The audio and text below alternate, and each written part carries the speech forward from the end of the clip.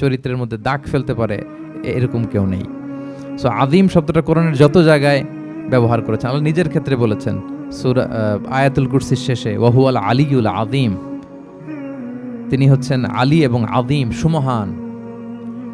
তো কিয়ামতের এই ভূকম্পনের ক্ষেত্রে আল্লাহ তাআলা এই আযীম শব্দটা ব্যবহার করেছেন। ইন্না জালজালাতা সাআতি শাইউন আযীম, এটা মারাত্মক হবে সেদিনকার ভূমিকম্প, সাধারণ ভূমিকম্প নয়।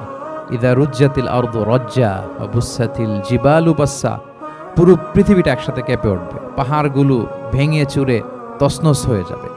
এটা হবে বেসিক্যালি যখন ইসরাফিল আলাইহিস সালাম উনি ট্রাম্পিটে ফুৎকার দিবেন, হুইসেল দিবেন সিঙ্গার মধ্যে, নুফিখা ফিস সূর, সূরের মধ্যে যখন তিনি ফুৎকার দিবেন। আপনারা ইসরাফিল আলাইহিস সালামের একজন ফেরেশতা, ওনার নাম শুনেছেন না? One of the major angels, major একজন ফেরেশতা।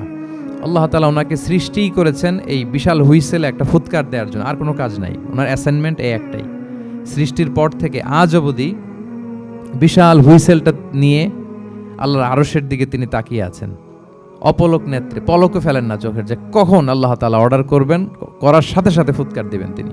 আবার না দেরি হয়ে যায়, আবার না আল্লাহর আদেশ পালনে কোনো গাফলতি হয়ে যায়।